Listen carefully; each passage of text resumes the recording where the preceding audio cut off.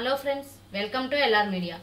April 28న ప్రపంచవ్యాప్తంగా విడుదలైన బాహుబలి 2 సినిమా సక్సెస్ఫుల్ టాక్ తో దూసుకుపోతున్నా ప్రభాస్ కి మాత్రం ఆర్థికంగా చాలా నష్టాన్ని కలిగించిందట. పేరు ప్రఖ్యాతులు అనేవి ఇతరులకు చెప్పుకోవడానికే తప్ప ఏ లాభాన్ని అందించవు. బాహుబలి చిత్రాన్ని నమ్ముకుని ప్రభాస్ 5 ఏళ్ల వరకు మరే ఇతర చిత్రాలను చేయకుండా దీనికే పరిమితమైపోయాడు.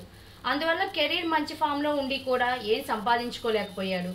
ప్రభాస్ మార్కెట్ ప్రకారం ఒక్కో సినిమాకు 7 కోట్లు తీసుకున్నా ఈ 5 ఏళ్లలో కనీసం 35 నుండి 40 కోట్ల వరకు సంపాదించుకునేవాడు. కానీ ఈ సినిమాకే పరిమితమై ఉండటం వల్ల అతి తక్కువ రెమ్యూనరేషన్ తో సరిపెట్టుకోవాల్సి వచ్చింది. బాహుబలి షూటింగ్ జరుగుతున్న ఈ 5 ఏళ్ల గ్యాప్ లో ఎందరో నిర్మాతలు కోట్ల ఆఫర్ చేస్తూ వచ్చారట. కానీ ప్రభాస్ వాటన్నిటిని బాహుబలి కోసం తిరస్కరించాడట. ఆ సమయంలోనే ఒకానొక దశలో ఎంతో ఆర్థిక ఒత్తిడితో నలిగిపోయాడట. కళ్ళ ముందు జారిపోతున్న అవకాశాల సాక్షిగా చేతికందని డబ్బుతో విలవిల్లాడిపోయాడట.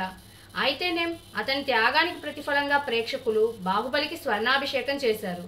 ప్రభాస్ 5 ఏళ్ల నష్టాలను బాహుబలి పూరించింది. ఈ హిట్ అతనికి జీవితాంతం సరిపడా ప్రతిఫలాన్ని ఇచ్చింది. ఈ వీడియో మీకు నచ్చినట్లయితే లైక్ మరియు షేర్ చేయండి. విలువైన మీ అభిప్రాయాలను కామెంట్ రూపంలో తెలియజేయండి. మరిన్ని న్యూ అప్డేట్స్ కోసం ఎల్ఆర్ మీడియాని సబ్స్క్రైబ్ చేయండి.